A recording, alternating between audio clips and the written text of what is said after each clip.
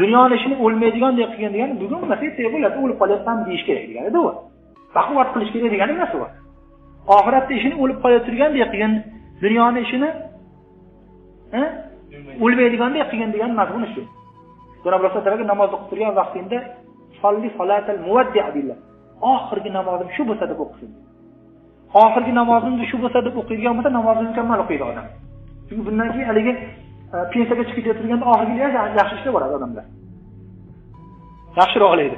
Xuddi oxirgi namoz shu, mana shu o'qiydigan namozim oxiri desa, bundan keyin namozga Xudo nasib qiladimi yo bilmayman deganda, shu o'qiydigan namozini mukammal qilib o'qiradi. Har safarda shunday bo'lish kerak. Xullas, tavba qilishga hali odamlar endi kechiktiryapti. Katta bo'lganimda qilaman deyapti. Va ma adraka anna al-umra sayamtaddu bika hatta tasira kahlan. Senga kim xabar berdi? O'rta yosharga borguningcha yashaysan. Va idza sirta kahlan faman adraka anta kafa.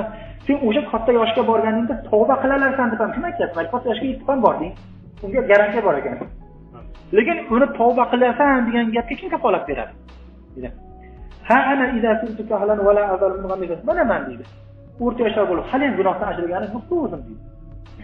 As'alulloha tawbata li va lakum. O'sha menga ham Xudo tavbani nasib qilsin, sizga ham deydi. Hosil bitta gap bor, xotin olsam yaxshi bo'lib qolaman degan. Xotin oldi ham tavba qilmadi lekin deydilar. Va yaqul iza jaa ramazon tubtu. Ramazon kelsa yaxshi bo'laman degan va'dasi bor. Fayaji ramazon bunaqa Ramazondan nechtasi o'tib ketdi hali bundan tavba qilganingiz deydi. Va yaqul sa'ahujju wa atub. Hajga borib kelsam yaxshi odam bo'lib qolaman deydi. Fayahujju va la yatub. Hajga borib kelsam hech qanday o'zgargani yo'q. Hazrat Fuqaroy rahmatullohi alayhi aytadiki, bir tosh bo'ladi deydi, tosh.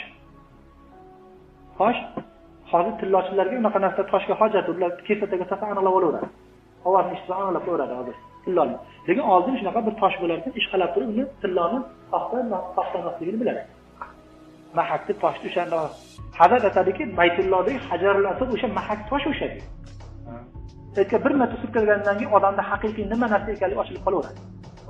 O'shani bir marta odam borib kelgandan keyin agar iflos bo'lib yomon ketadigan bo'lsa, asli ifloslik narsasi ochilib beradi uni.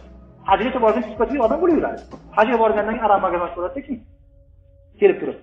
Yo'inki bir yomon bo'lib yurganlar bir marta borib kelganda shunday o'zgaradi, avliyoga o'xshab qoladi. Haqiqiy mohiyatni o'sha bir marta surkalganda Ka'batullohni Hajarul Asvad ochib beradi. Hajga borib kelsam yaxshi bo'laman deb hali ham tavba qilgani yo'q edi.